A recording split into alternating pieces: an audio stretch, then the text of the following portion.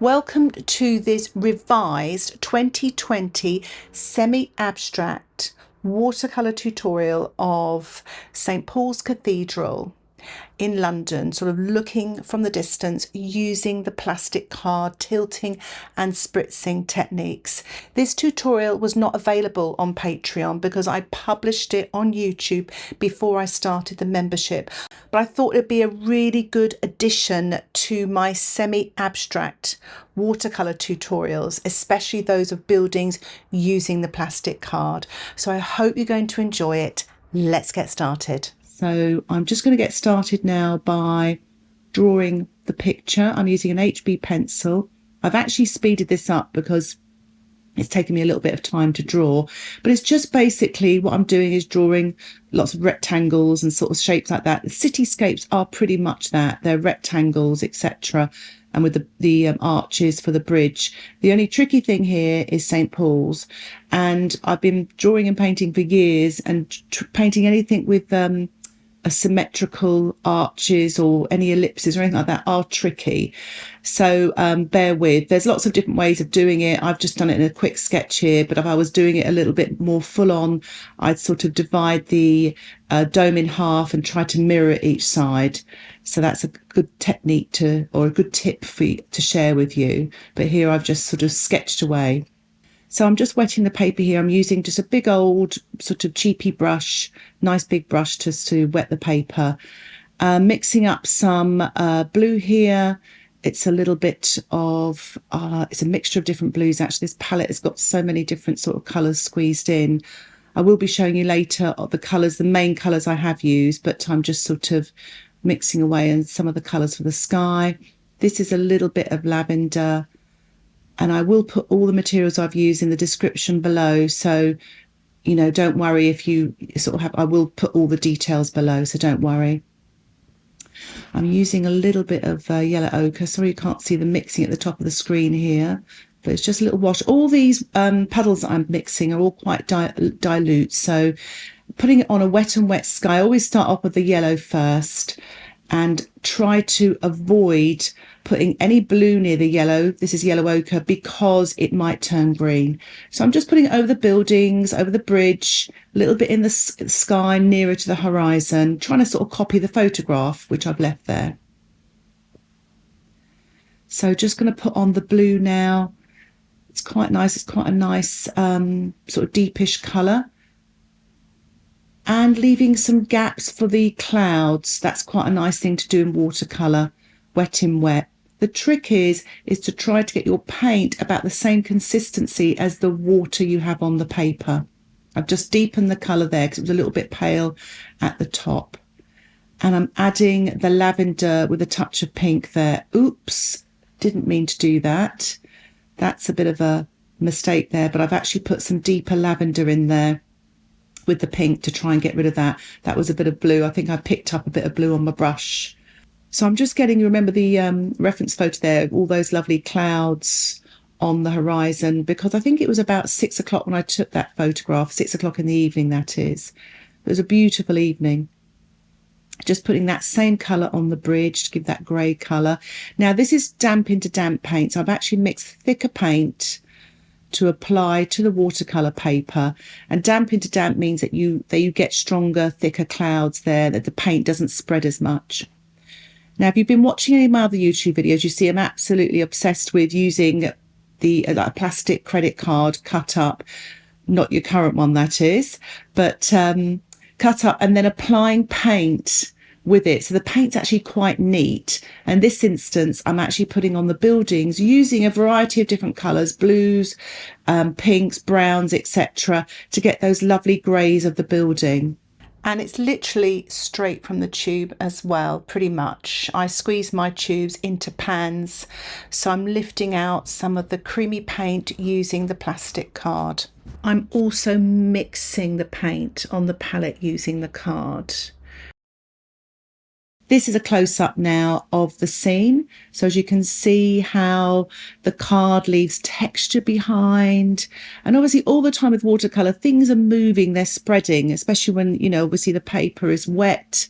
So you don't know quite what you're going to get. So always be prepared for things to change, but to go with the change and enjoy the whole creative process. Not to have a fixed thing in your mind, because watercolor doesn't always do what you want it to do. So when you sort of doing something, it looks perfect, and then next minute it's all gone different. So just be open to changes. But I'm just putting on this paint quite thick. You can see I've got a lot of black and brown in there just to get the sort of the tonal value and the texture in the bridges, you know, on the buildings, etc. I'm using the edge of the card here to show a thin line, which for the detail, I mean, it's perfect, the card. You can lay on sort of paint, sort of quite thick, sort of with the buildings, thick shapes, but also use very fine, thin lines. So it's quite exciting. And the other thing is you can see there's lots of different colours there. You know, you're picking up the different colours from the palette and applying them. So you're getting all these, you know, sort of different colour mixes, which is very exciting. So, and lots of texture. So I'm getting on some darker tones here, and there's a lot of ultramarine in there as well, as you can see, just to get those, you know, there's some light on the buildings, but there's obviously lots of shadows as well. So with watercolor, you're always building up light to dark. So here I'm sort of building up all those darks, getting them on the shadows on the side of the buildings, etc. Just putting on the detail now, the edge of the card to show the sort of texture on the buildings, the windows, which is quite useful. And I'm putting in some cranes. London, I've got so many cranes at the moment. There's so much building going on all the time. So, you know, or just, you know, refurbing and doing up old buildings, etc. But putting in a little bit more dark now underneath the arches of the bridges. Just popping those in there. Now there are some trees on the right hand side, so I'm just putting in a sort of ochre colour and then a very dark sort of Prussian blue, damp into damp. The paint is quite thick and creamy as well, and there's some trees just by the bridge there as well, just above the bridge. I put a layer of sort of a greyish sort of pink and blue here, but to be quite honest, I didn't really like it. I put it on, but as I was filming and I looked at it afterwards, I wasn't really sure about it. I think the tone is just a little bit too strong, but I remedied this in a minute by spraying a little bit. So not to worry there. There's always ways of sort of sorting things out. Watercolour isn't permanent. You can sort of change things. Now, this is the tricky bit. St. Paul's. So I'm putting in the windows, etc., all the sort of columns. But when you're doing something circular at the top there, it is tricky with a straight card. It probably would have been easier using a brush. But I like to challenge myself. I like to kind of have a go and see if it works, to experiment. So the top there of the dome was tricky with the card, so I'm actually turning it around now just to try and get the detail and try and get that sort of round circular bit there, to some degree of success, but you know, it's just worth a try. What I do love about this though is the texture here. I'm putting on the shading now on the right hand side of the St. Paul's there, just having that light hitting the left. It's lovely. Putting a few more sort of watery washes here, sort of tones. Now here comes the spray, and actually there was a lot of dark there on the underside of the arch there, so I'm getting rid of a little bit of that, as you can see, just toning down this bridge now. But I do love the spray because you get lovely textures and things like that, and creates lots of light. As you can see now, it's settled down a bit. So I'm just adding a few more final touches now, putting in some more cranes and things. I mean, they're actually quite beautiful on the London skyline, especially when you're painting them. Maybe not so much to look at, but when you're painting, it just kind of finishes off the painting nicely. So just adding a few more marks on these buildings on the right here. I should have stuck my painting down. As you can see, it's been moving a bit. So I was so keen here. I just sort of cracked on and just started painting. So this is the finished painting here. It's a close-up. I'm really pleased with it on the whole. Thank you so much for watching this video. If you have any questions, please put them in the comments section below.